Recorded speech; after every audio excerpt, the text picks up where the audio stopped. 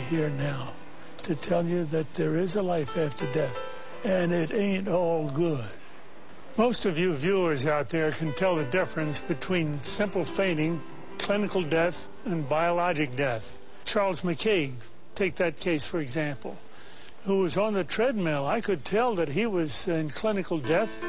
He had a startled question on his face. He was about to ask the question. He looked dumbfounded at me as he's walking on the treadmill.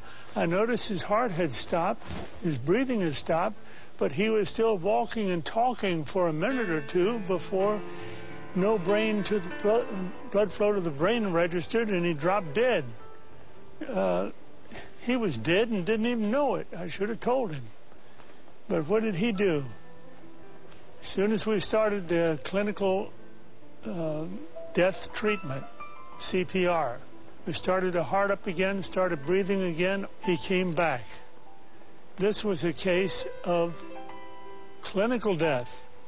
Now, biologic death would have occurred if 4 to 6 minutes time had intervaled between stoppage of heartbeat supplying the brain and breathing stoppage.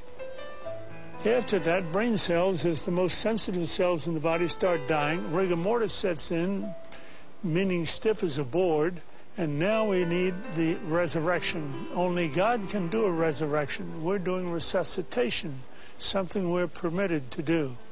And now we want to introduce to you Howard Storm, an art and literary professor who was in Paris with his class when he suddenly had a stomach rupture, an ulcer rupture, peritonitis, shock, sudden death, clinical death, resuscitation, hell experience.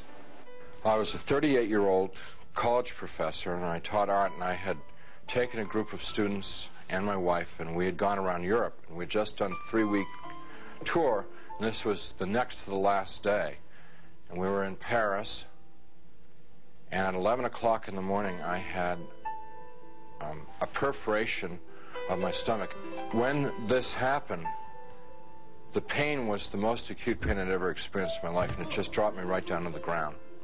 And so I'm twisting and kicking and moaning and screaming and yelling around on the floor.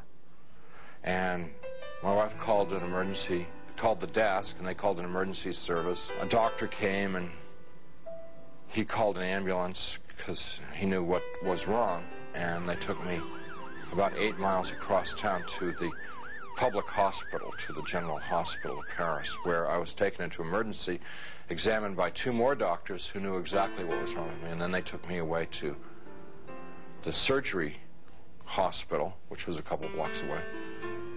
And I was parked there because there wasn't any surgeon available to do the surgery. And so there I lay for 8 to 10 hours in that hospital with no medication, no examination, no attention whatsoever, awaiting a surgeon to come to give me this operation that was critical. And it's now 8:30 at night. Nurse came in and said that they were very sorry they weren't able to get a doctor for me and they'd get one the next day. Well, when she said that, I knew that it was over for me. I knew that I was dead. The only thing that was keeping me alive was I didn't want to die. I was scared to death of dying because, as far as I knew, I was an atheist, non-believer, person who lived for the gratification they could get out of the moment. And, like, dying to me was like the worst.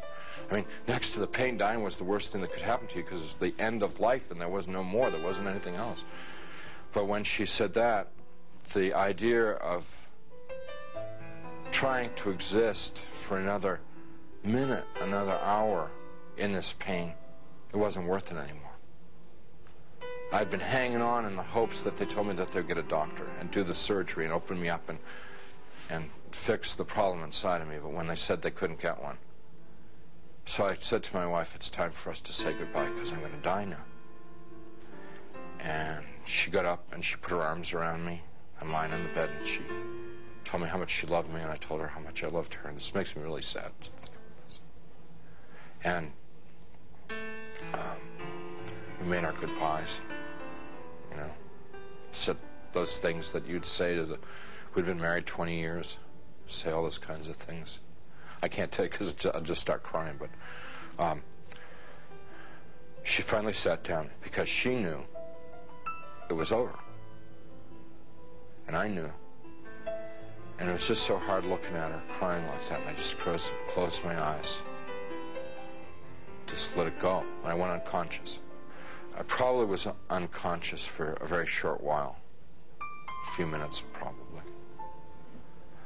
And I was conscious again. And I looked, opened my eyes and looked, and I was standing up next to my bed. And I knew exactly where I was and what the situation was. I mean, there was no confusion in my mind. I felt more alive, more real than I've ever felt in my life. You know, people ask me, you know, were you a ghost? I was just the opposite. Very alive. As I'm looking around the room, I see that there's, underneath the sheet on the bed, there's something under the sheet, a body. And so I bent over the bed. The head was turned away from me, and I looked at the face, and it looked like me. But that wasn't possible because I was standing there. I'm alive. I'm great, you know. I mean, I'm more than great. I'm like, you know. And so I tried to talk to my wife. Can't you hear me? And can't you hear me? You know, she couldn't hear me or see me. That's not me. But I thought that she here? just was ignoring me. So I got very angry at her for ignoring me, for not paying attention to me. And I'm screaming and yelling at her, what's going on here? Why is this body in the bed that looks like me, and how to get there and stuff like that. And I had a sneaking suspicion that the body in the bed was me.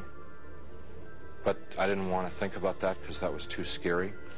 So I'm getting really agitated and upset because this is all too weird. You know, this can't be happening. It's impossible. I've got a hospital gown on, and it's like really, everything's really real. And I hear people calling me outside the room, and they're saying to me in soft, gentle voices, Howard, you got to come with us now. Come quickly. Come out here. So I go over to the doorway of the room, and there's people out in the hallway, and they're the hallway's dank. It's gray. It's not light or dark. It's just gray, and they're all in grayness, and they're men and women, and what they're wearing might possibly be hospital uniforms. And I asked them if they were from the doctor to take me to the operation, and I told them, I said, I'm really sick, and I'm going to have an operation, and I'm going to die if I don't get this operation. And I was supposed to have the operation 8 hours ago, and I'm telling them all this stuff, and they're going, we know, we understand. You know, you got to come quickly. Howard, come out here. Howard, come quickly. Come with us. Howard, we've been waiting for you. Waiting. I left the room, which was real, clear, bright, and went into the hallway, which was dank and hazy, and followed these people. We had a very long journey.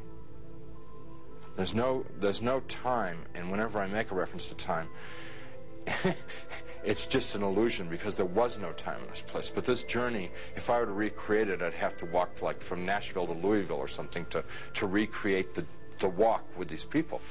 And as we walked, they stayed around me and kept moving me on, and it kept getting darker and darker. They were becoming more and more openly hostile to me. First, they were sort of syrupy sweet to get me to go with them, and then when I was going along with them, it was like, hurry up, keep moving, you know, shut up, stop asking questions. You know, they started getting more ugly. And so we get into complete darkness. And I'm absolutely terrified. These people are very hostile. I don't know where I am. I said, I'm not going to go with you any further. They said, you're almost there. And we started to fight. I was trying to get away from them. They were pushing and pulling at me.